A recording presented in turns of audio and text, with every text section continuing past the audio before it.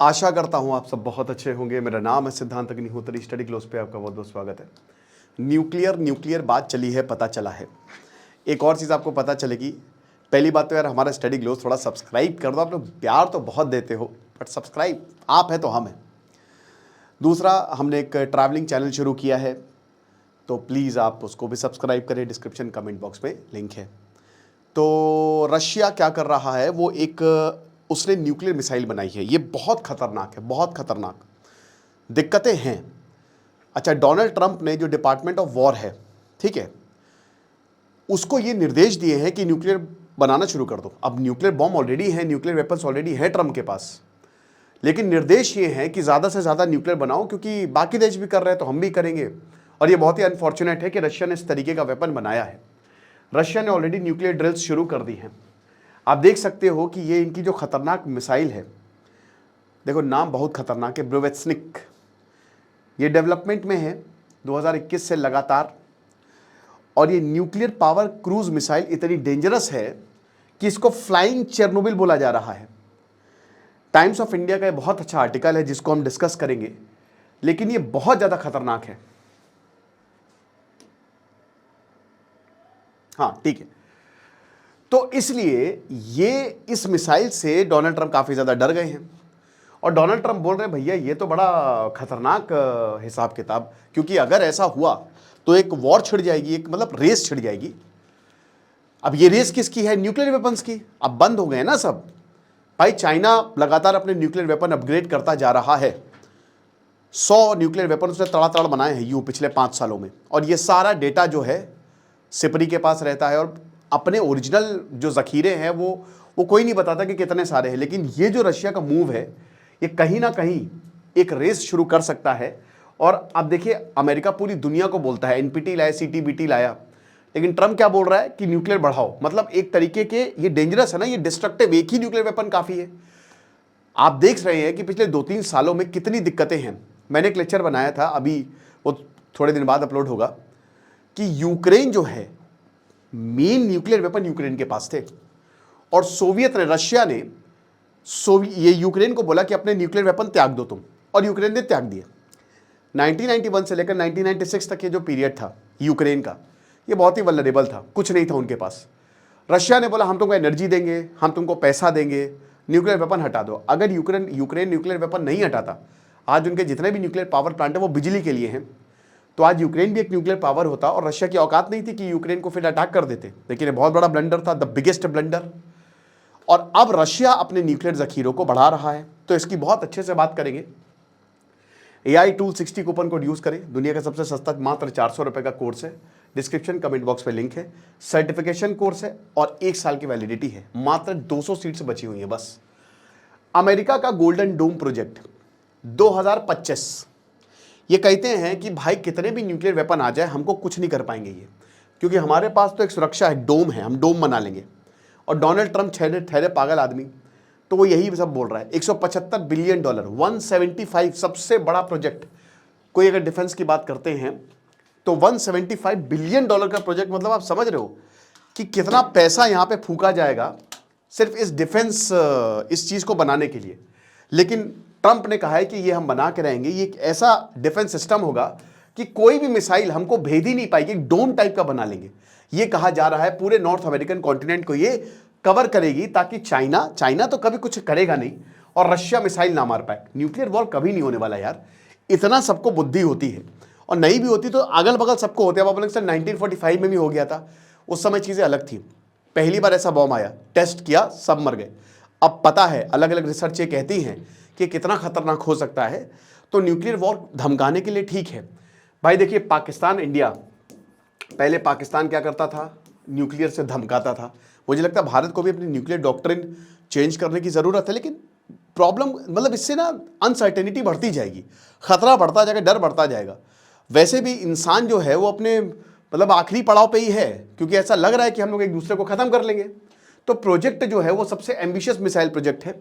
Cold war के बाद ऐसा स्टार वॉर्स प्रोग्राम एक इन्होंने शुरू किया था, लेकिन अब ऐसा। अच्छा, अब ये सब क्यों हो रहा है? ये इन्हीं की वजह से हो रहा है, पुतिन की वजह से हो रहा है, क्योंकि इन्होंने ये जो भैया गजब का टंग ट्विस्टर है ना, बिरोवेस्टिक, वाओ मैंने बोल लिया भाई, बिरोवेस्टिक मिसाइल जो है, यही सही प्रोनाउंस कर रहा हूं कि नहीं, इनविंसिबल बिरोवेस्टिक मिसाइल जो है इसको टेस्ट कर लिया है।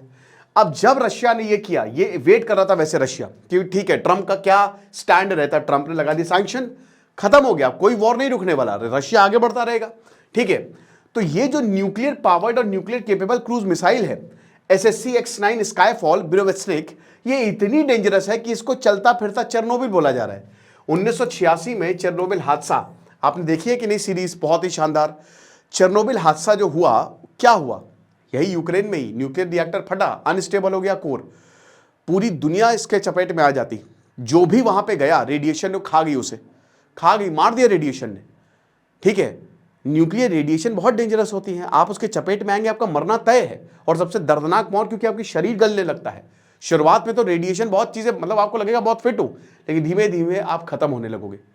तो ये इसीलिए इसको चलता फिरता चेरनोबिल बोला जा रहा है, क्योंकि ये ऐसा मिसाइल प्रोजेक्ट बहुत ही कम है। अब क्यों ऐसा, क्योंकि इसमें यूज हुआ है न्यूक्लियर मटेरियल मेरे भाई, न्यूक्लियर मटेरियल इसमें यूज हुआ है, और इसमें एक छोटा सा न्यूक्लियर रिएक्टर लगाया है जैसे टोनी स्टार्क का होता है वो, तो इसको लगातार एनर्जी इससे मिल रही है, न्यूक्लियर रिएक्टर इसका पावर सोर्स है। और अब ये मिसाइल रुकेगी ही नहीं, मतलब ये कन्वेंशनल वॉरहेड, न्यूक्लियर वॉरहेड सब कुछ कर सकती है, और ये अनस्टॉपेबल है क्योंकि इसको लगातार एनर्जी मिल रही है, ठीक है। तो एक तरीके से इलेक्ट्रिक मोटर, हर कोई भी इलेक्ट्रिक कंपोनेंट होता है बड़ा कंपोनेंट, तो उसमें मोटर होती ही होती है। अगर आपको एनर्जी चाहिए तो आप टरबाइन, ये होगी मोटर, ठीक है, तो ये टरबाइन को ड्राइव करेगा, और ये जो टरबाइन है दैट ड्रॉज इन एयर, जो मिसाइल को आगे बढ़ाएगा, ठीक है, लगातार हवा, मतलब एक तरीके से पावर देगा। तो मेन तो रिएक्टर से ही जो है ना एनर्जी आ रही है, और यही रिएक्टर जो है, जो एयर फ्लो आ रहा है रिएक्टर से, ये ओवर हीटिंग से भी इसको रोकता है। तो ये इतना खतरनाक है। अब क्योंकि इसमें न्यूक्लियर रिएक्टर है, मान लीजिए कि ये खराब हो गया या कहीं गिर गई, तो न्यूक्लियर लीक हो जाएगा, पूरा रेडिएशन खत्म, रेडिएशन लीक हो जाएगी, तो उसमें क्या होगा। तो ये इस स्टेप से अमेरिका डरा हुआ है, और इसीलिए डोनाल्ड ट्रंप ने बोला कि बढ़ाओ, जितने न्यूक्लियर वेपन बना सकते हो बनाओ। 21 अक्टूबर 2025, अभी पिछले हफ्ते इसने टेस्ट किया है, और 15 घंटे तक ये उड़ता रहा, 1400 किलोमीटर ने कवर कर लिया। यही अनलिमिटेड रेंज है कि भाई, क्योंकि कहीं पे भी आमतौर पे हर एक मिसाइल की रेंज होती है ना भाई। जैसे अब हमारी अग्नि सीरीज है, अग्नि 5 की 5000 है, 4 की 4000 है, इंटर कॉन्टिनेंटल बैलिस्टिक मिसाइल, लेकिन ये तो कहीं पे भी जा सकता है क्योंकि इसको लगातार एनर्जी मिल रही है ना, तो कहीं पे भी जा सकता है ना। तो अब अमेरिका ने यही बोला कि भाई इसको तो काउंटर करना ही पड़ेगा। तो फ्लाइंग चेरनोबिल इसको बोला जा रहा है, क्योंकि रेडियो एक्टिव रिस्क है। 1986 का जो खतरनाक चेरनोबिल डिजास्टर है, कहीं उसको ये रेप्लिकेट ना। और पुतिन का मैसेज साफ है कि देखो, अगर तुम वॉर नहीं रोकोगे तो हम कुछ भी करने के लिए तैयार हैं, हम न्यूक्लियर वॉर भी कर लेंगे, है ना। न्यूक्लियर ड्रिल, न्यूक्लियर वॉर ये डराने के लिए हो सकती है, लेकिन दोस्तों रशिया के पास इस समय अमेरिका के से ज्यादा न्यूक्लियर वेपन्स है, और रशिया लगातार बढ़ाता जा रहा है, और रशिया की कोई स्क्रूटनी नहीं है। आप लगाते जाओ सैंक्शंस, आप, ये ऐसा है ना कि ये एक फ्रैंकेनस्टीन मॉन्स्टर है, ठीक है, ये मरेगा ही नहीं, क्योंकि आप जितना ज्यादा रशिया को दबाने की कोशिश करोगे वो और ज्यादा बड़ा होता जाएगा, और एक दिन वो इतना खतरनाक हो जाएगा कि वो सुसाइड कर लेगा, और हम तो डूबेंगे सर, हम तुमको भी डूबेंगे। ये चीज है। यार्स एंड सिनेवा ICBM KH-102, ये सारी चीजें इन्होंने ऑलरेडी टेस्ट की हुई है कि न्यूक्लियर फोर्सेस हमारी रेडी है, और बदलती दुनिया के साथ हम भी बदल गए हैं, हमारे वेपन सिस्टम भी बदल गए हैं। आप तो टेक्निकली आप कुछ नहीं कर सकते। ये पुतिन का साफ साफ मैसेज है अगर हम बात करते हैं, ठीक है। और जैसे भाई इन्होंने अब ये एंटी बैलिस्टिक मिसाइल ट्रीटी, ठीक है, जो यहां पे इन्होंने साइन की थी, अमेरिका ऑलरेडी विड्रॉ कर गया है, सॉल्ट ट्रीटी से विड्रॉ कर गया है। यानी कि जो न्यूक्लियर ट्रीटीज थी ना भाई, 6 नए स्ट्रैटेजिक वेपन जो हैं 2018 से लगातार पुतिन बना रहे हैं। 2014 से क्लियर हो गया था पुतिन को कि देखो वेस्ट हमारे साथ रहेगा नहीं। क्रीमिया को जब अनेक्स किया, और वो भी यूक्रेन बहुत ज़्यादा वेस्ट की तरफ जा रहा था, जो कि हमेशा से प्रॉब्लम रही है, तो फिर पुतिन ने क्रीमिया को अनेक्स किया। अब जब ये हुआ तो तड़ातड़ सैंक्शंस लगे।